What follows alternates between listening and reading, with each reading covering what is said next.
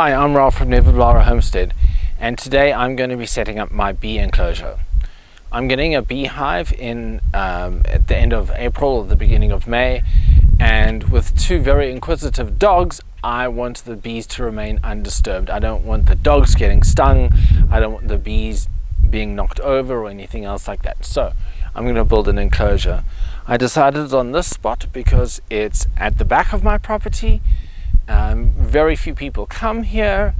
It's very much out of the way, and also this area gets a fair amount of sun, so it should keep the beehive warm, but it also has this mesquite tree here that will be producing some leaves sometime soon, and it should shade the hive from the late afternoon sun, which is the hottest part of the day. Most beehives need full sun. Here in Arizona, our sun is so hard and so harsh during that last part of the day, around about now actually, that I want to be able to put the beehive here and just have a little bit of shade, just to help the temperatures drop just a little bit, so that they don't get too hot. So what I have done already is I have measured out my posts. I've got a post there and a post there. I just measured the same distance between the two fence posts over there, measured out this way. I cleared the area so you can see I don't have, there was a little bit of grass and things here, so I just cleared that out so that it's relatively flat. And I'm just going to put fencing up, and then I'm probably going to have a gate about here. I just built my gate. A quick easy gate just from PVC pipe and some chicken wire that I had left over, and then this should be a big enough enclosure that I can have the beehive. I can have more than one beehive if I want, although putting beehives close together is not a good idea.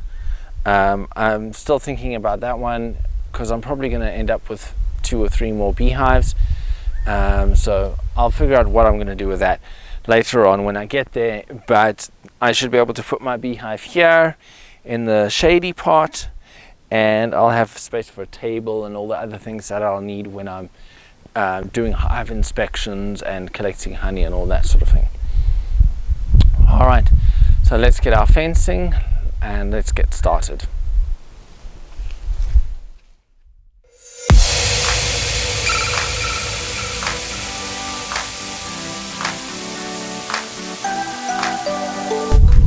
So this is my gate.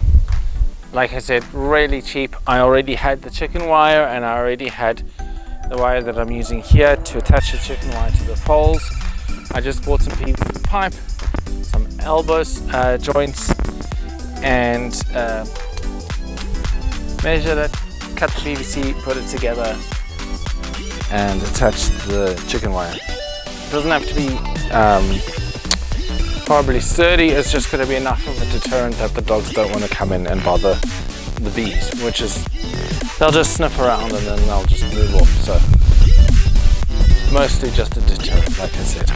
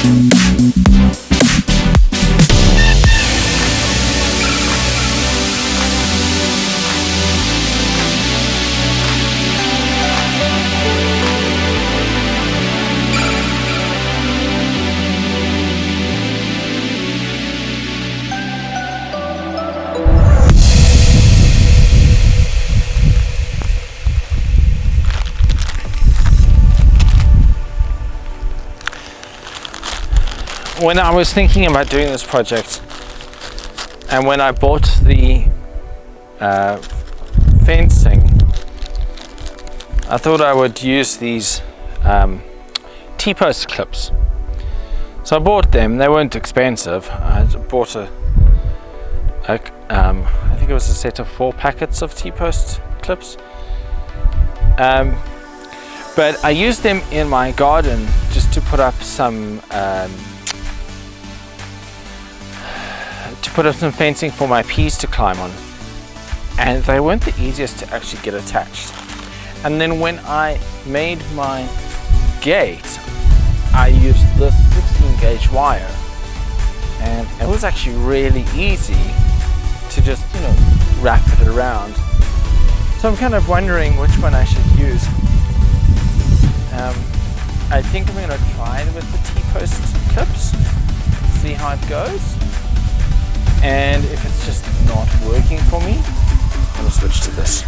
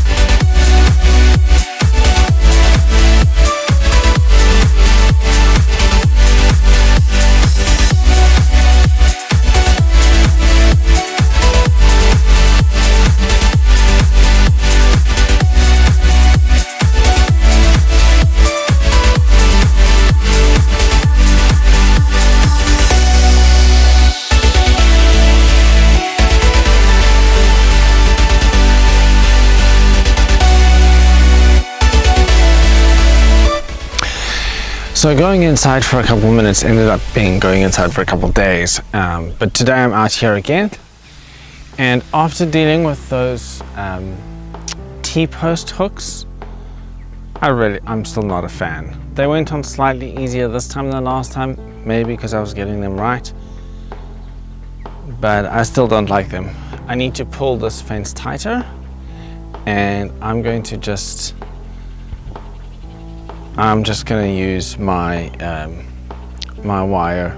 I think I'm just going to end up with a much better job than what I was going to get with the T-post hooks.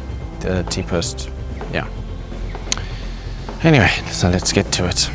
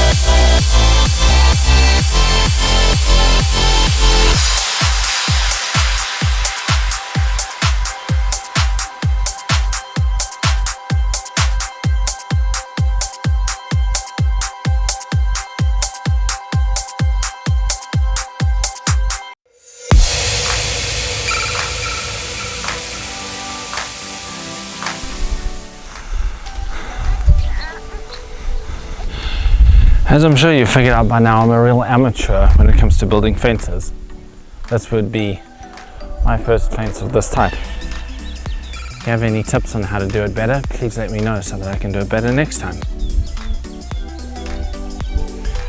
Well, this will do for now. It'll keep the dogs out, and that's the point. Alright. Now, you gotta tackle that side. That's also gonna be fun.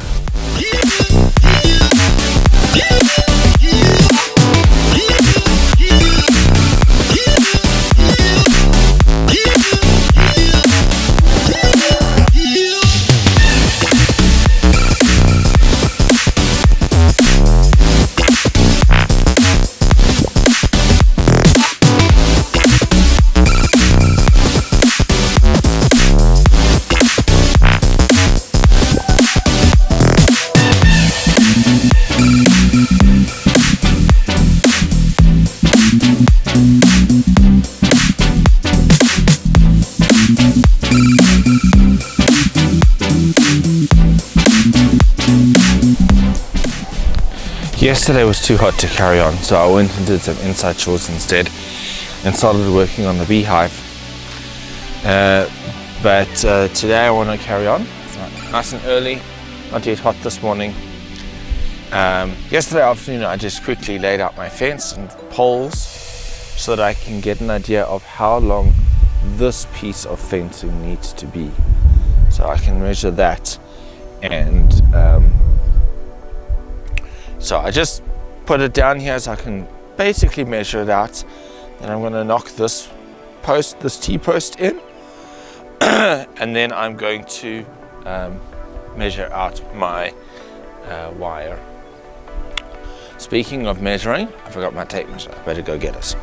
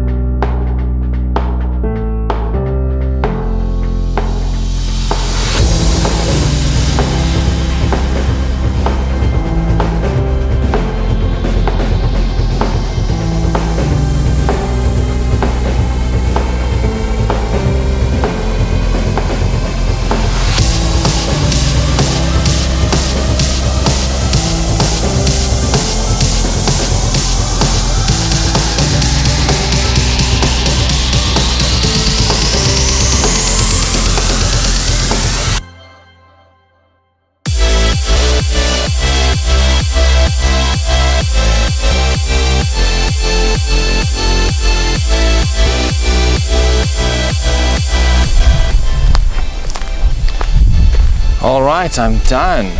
Okay. Now, I was thinking about this gate and wondering which way I wanted to turn it. Do I want to, when I've got, when it opens, do I want it to hinge on this side or do I want to hinge it on this side? Now, I was initially thinking that the gate would swing inward, in which case it would swing that way. Making it hinge on this side makes sense for it to swing that way. My wife did mention getting it to hinge on this side and then potentially getting it to swing outward, which would make sense. However, the only thing is that it's going to get to about there, I guess, and then it's not going to be able to swing any further. And certainly swinging it inside is going to just, having it swing this way, just it's just a bit of an obstacle. Trying to get around it and stuff like that's going to be very horrible, very annoying. Whereas if I have it here and I swing it this way, I can actually swing it all the way back there.